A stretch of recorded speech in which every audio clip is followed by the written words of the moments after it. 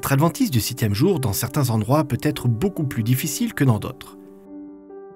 Timor-Leste, petite nation insulaire située en Asie du Sud-Est, a 1,2 million d'habitants.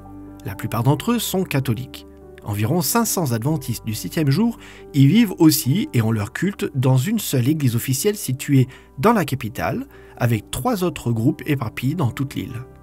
Il est triste de constater que les membres de l'église adventiste de Timor-Leste doivent faire face à la persécution et sont souvent rejetés, persécutés ou renvoyés de leur emploi.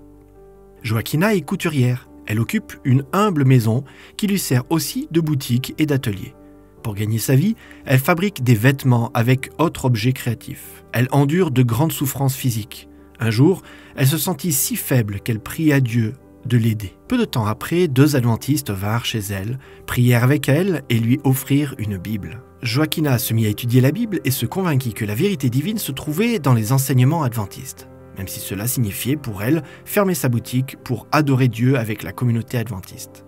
Lorsque ses voisins apprirent qu'elle avait quitté son ancienne église pour devenir adventiste, ils déposèrent une plainte contre elle et elle fut arrêtée. Ce fut un moment difficile pour Joaquina, mais Dieu lui donna la force de le supporter.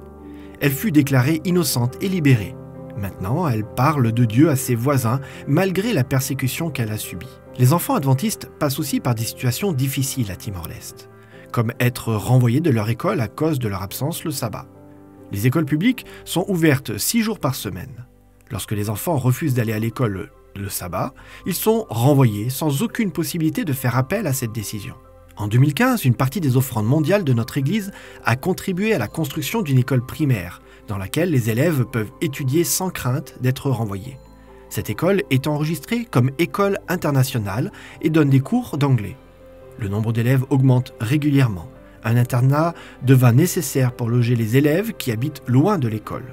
De nombreux parents non-adventistes sont également désireux d'envoyer leurs enfants dans cette école car ils voient l'environnement sain et favorable qu'elle offre à leurs enfants. Une partie de nos offrandes de promesses a contribué à la construction de cet internat et contribuera à soutenir financièrement notre œuvre à Timor-Leste. Aidons à poursuivre l'œuvre d'évangélisation à Timor-Leste et prions Dieu de fortifier les croyants dans leur effort de briser les préjugés et d'évangéliser ceux et celles qui désirent trouver une connaissance personnelle de Dieu.